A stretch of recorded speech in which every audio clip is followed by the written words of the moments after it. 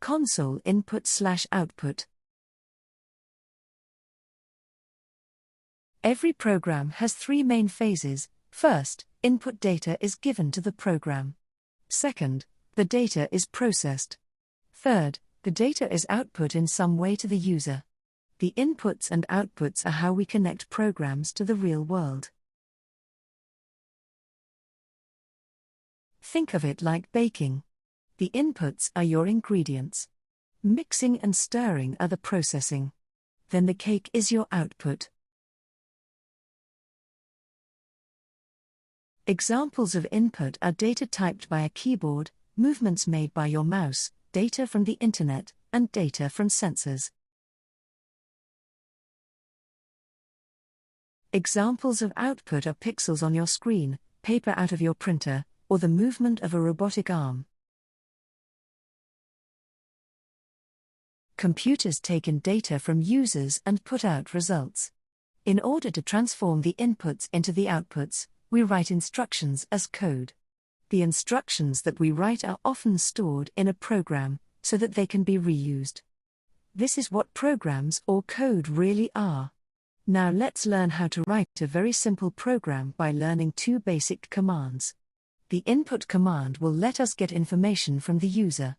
The print command will let us report information to the user.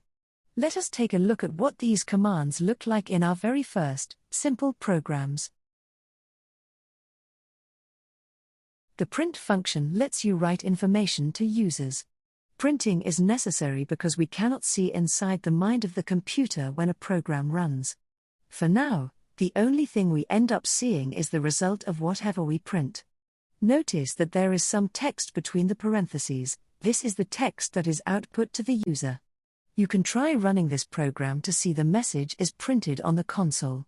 You can think of the console as like a messenger box for sending and receiving data to and from the computer.